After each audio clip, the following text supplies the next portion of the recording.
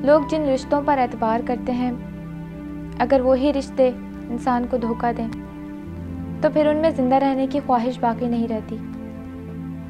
और अब ऐसा ही कुछ हाल मेरा भी है। मेरा सगा मामू मुझे गांव से अगवा करके शहर लेकर आ गया और ये बात सुनकर कि उसके अपने सगे भाई ने उसको धोखा दिया, मेरी माँ इस दुनिया से चली गई।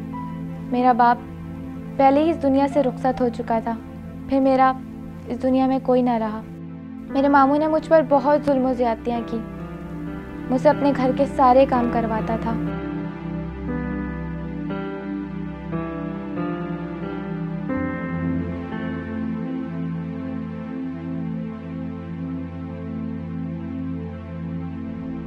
वो उसने बेचारी ने बहुत मासूम थी, पहले तो उसने इनकार किया, लेकिन मैंने इसको आइंदा ऐसे जुर्रत करेगी? जुल्म किए, उसको मारा, उसको पीटा, उसको तेज़ाब फेंकने की भी धमकी दी, उसको मुख्तलिफ धमकियाँ देता रहा। वो बेचारी आकर उसने हथियार डाल दी। उसने मुझ पर बहुत जुल्म ज़्यादतियाँ की, हत्ता कि उसने मुझे अपनी हवस का निशाना भी बनाया। मैं अपने शैतानी जज्बात मेरे को इतने गालिब थे कि मैं भूल गया था एक ज़ात ऊपर भी है जो जब पकड़ती है तो फिर उससे छुड़ाना किसी के बस में नहीं है, नामुमकिन है।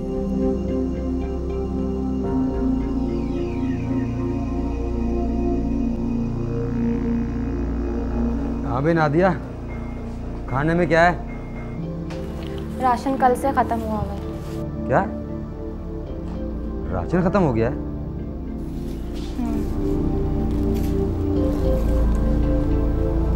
इसका मतलब है अब कुछ करना ही पड़ेगा। जब मैं घर से निकला तो मेरे जहन में था, मुझे मालूम था कि मुझे क्या करना है। मैं दुकान पर पहुंचा। अस्सलाम वालेकुम जनाब। भाई साहब। वालेकुम सलाम। वो जी मैं ये सामने वाले हमीद साहब हैं, इनके नीचे वाले पोर्शन पे किराए पे आया हूँ। अच्छा अच्छा अच्छा। मेरा नाम हयात है।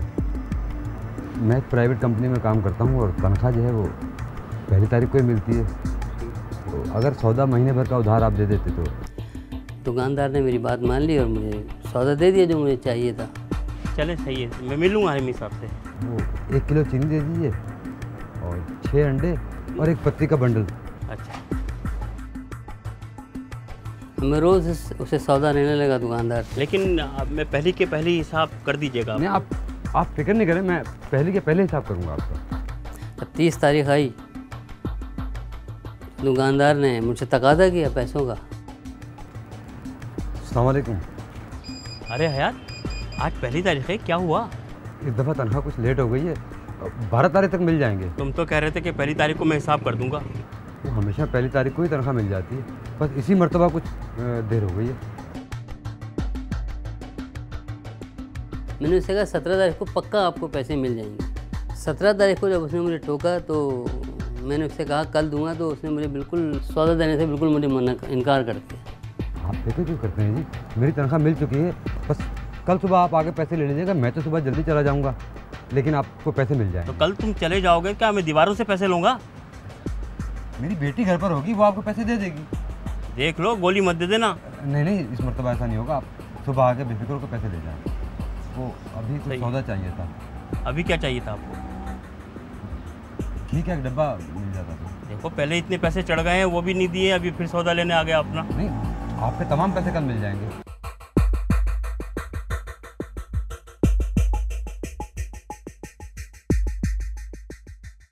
एक रोज़ मामूल के मुताबिक मैं अपने घर के कामों में मसरूफ़ थी।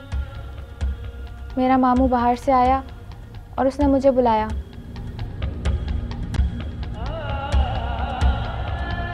जब मैं उसके पास गई तो उसने मुझसे एक ऐसी बात कही कि उसे सुनकर मुझे अपने कानों पर यकीन नहीं आया कि मेरा अपना सगा मामू मुझसे ये कह सकता है। मेरे मामू ने मुझसे कहा कि उसने एक परचून वाले से उधार ले रखा है और वो कल सुबह घर पर आएगा। मेरे मामू ने कहा कि तुम उसे लुभाने की भरपूर कोशिश करना और वो जो कुछ तुम्हारे साथ करे उसे करने देना। मैंने साफ इनकार कर दिया कि मैं ये सब काम नहीं कर सकती। उसके इनकार पर मुझे बहुत गुस्सा आया और मैं नादिया पे बरस पड़ा। मैंने तशद्दुद भी किया उस पर। मुझे मेरे मामू ने बहुत मारा, बहुत पीटा, मुझ पर बहुत तशद्दुद किया। और उस वक्त मैं इतना घबरा गई थी, मैं इतना डर गई थी कि मुझे कुछ समझ ही नहीं आया। और मैं अपने मामू के जुल्म के आगे इनकार ना कर सकी और मैंने हामी भर ली।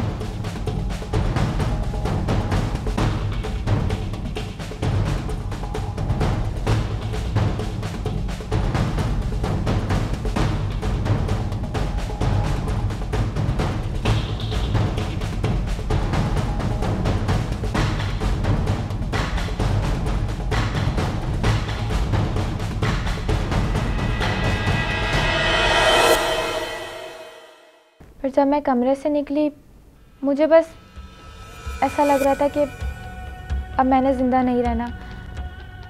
मेरा ऐसा दिल चाह रहा था कि मैं अपने आप को मार लूं, लेकिन मुझे ये बात पता थी कि ख़ुदकुशी हराम है। और फिर मुझे अपने अल्लाह पर भरोसा भी था कि एक ना एक दिन मुझे मामू के जुल्म से ज़रूर निजात मिलेगी, क्योंकि मुझ में और ज़्यादा जुल्म बर्दाश्त करने की हिम्मत बाकी नहीं रही थी। मामू तो मेरे साथ ज़्यादती करता ही था, लेकिन जब मैंने ये सुना कि अब उसने दूसरे लोगों को भी इस काम पर लगाना शुरू कर दिया, तो मुझसे रहा नहीं गया और मैंने सोच लिया कि मैं अब इस घर में नहीं रहूँगी। चाहे मेरा कोई और ठिकाना कोई भी हो, मैं यहाँ नहीं रहूँगी। मैंने फ़ौरन अपने सारे कपड़े एक पोटली में बंद किए और मैं दरवाजे की तरफ बढ़ी। लेकिन जैसे ही मैं दरवाजे पे गई, मैंने देखा कि दरवाजे पर ताला लगा हुआ था। उस वक्त मैं यही सोच रही थी कि अब मैं क्या करूं, कैसे जाऊं। फिर मुझे याद आया कि चाबी मामू की जेब में होती है। मैं मामू के कमरे की तरफ बढ़ी और मामू को सोता हुआ पाया। मुझे लगा कि मामू सो रहा है और मैं आराम से चाबी निकालकर घर से बाहर जा सकती हूँ। जब मैं मामू के कमरे के अंदर गई तो उस वक्त मैं बहुत खौफज़दा थी।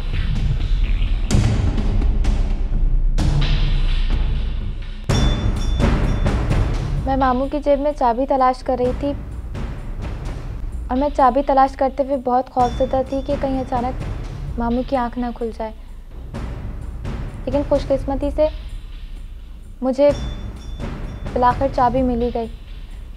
मेरे अंदर एक उम्मीद जाग गई कि अब मैं यहाँ से बाहर जा सकती हूँ। हैं? मैं भगाता हूँ। तू क्या समझती है? भाग जाएगी? नहीं। भागेगी? बता, बता, बता। आंडा ऐसे जुर्रत करेगी? भागेगी? भाग कर दिखा। बताता हूँ तुझे मैं। भागेगी मेरे पास से। तुझे ऐसा कर दूंगा कि तू भागने काबिल नहीं रहेगी। मामू ने मुझे कहा कि अगर अब दोबारा ऐसी गलती की तो मैं तुम्हारी टांगें तोड़ दूंगा। और ये बात सुनकर मैं और ज़्यादा डर गई। मैं नादिया पर इतना तशद्दुद कर चुका था कि मेरी नादिया की आंखों में महसूस हुआ कि आइंदा कभी अब भागने का सोच भी नहीं सकती।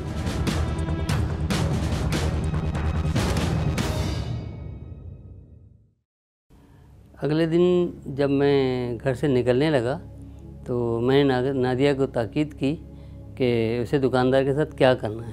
और हाँ देख, वो आने वाला है। जैसे मैंने कहा है बिल्कुल वैसे ही करना। ज़्यादा कुछ चालाकी और होशियारी करने की ज़रूरत नहीं है। दुपट्टा उतार।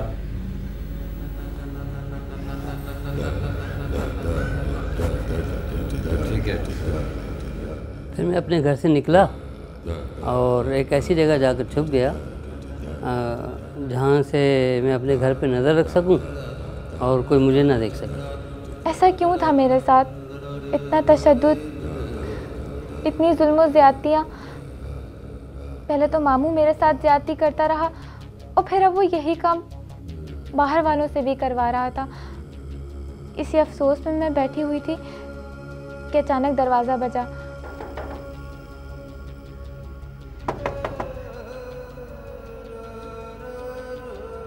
दरवाजे की तरफ जाने लगी तो मुझे मामू की वो बात याद आ गई कि उसने मुझे ताकीद की थी कि जब वो दुकानदार आए तो दुपट्टा उतार कर जाना। और फिर मैं दरवाजे की तरफ चली गई।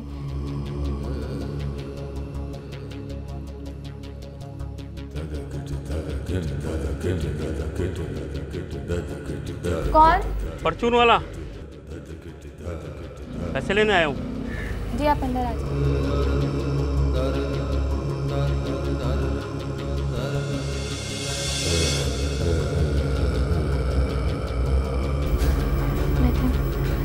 आप क्या पियेंगे? ठंडा?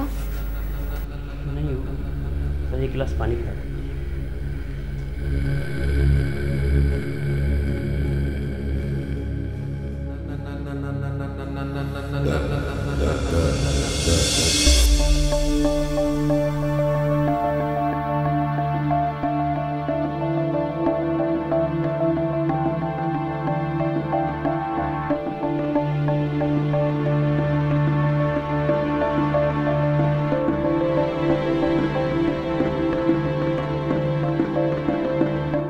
मैं तो जैसे मुंतज़िर था, दुकानदार जैसे ही मेरे घर में गया तो उसके ठीक 15 मिनट के बाद मैं भी अंदर पहुंच गया।